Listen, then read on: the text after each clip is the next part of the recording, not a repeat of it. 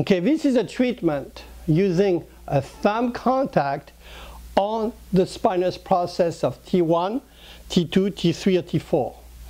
And in order to have a good positioning of that patient, we're going to look at it step by step. First, we cannot really tune up the different arc of tension, mostly because the table is fixed and block that patient inflection. But we still can increase the caudate arc of tension, or by playing how the patient tucks its chin, we can play a little bit with that cervical arc of tension. So the positioning of the technique is quite simple, but the ultimate result is not always what we expect. And the experience in basically pretensioning the patient is key in the success of the technique. So I'm going to get a contact on the second spinous or the third spinous right here. And I'm going to ask the patient to gently turn his head at 90 degrees. So my contact is on the opposite side of the head rotation. And then I will have two solutions. Either I ask my patient to drop his hand here and feel how that tension, and gently tractionate the head. And if I don't feel a good end feel here, which has to be a hard end feel, I'm going to ask him to gently suck the chin in, and there I have a much better end feel.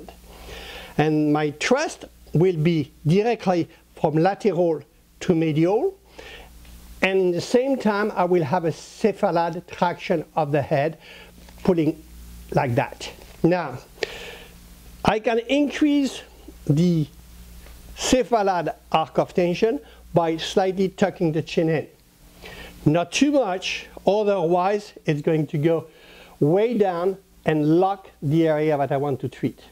I can increase the caudate arc of tension by basically increasing the lumbar lordosis. For that, I'm going to ask a patient, can you raise your pelvis, please? Raise your pelvis off the table. And I'm going to put, there you go. And now we have an increase in the lordosis, the lumbar lordosis. We have a little increase, light increase of the cervical arc of tension. And I'm going to test again, and that's perfect.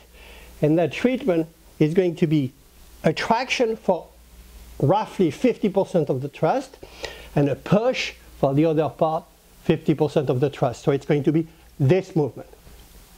It's going to be a separation of T2 from T3 with a separation. Treatment is extremely good for any type of radiated pain in the right arm.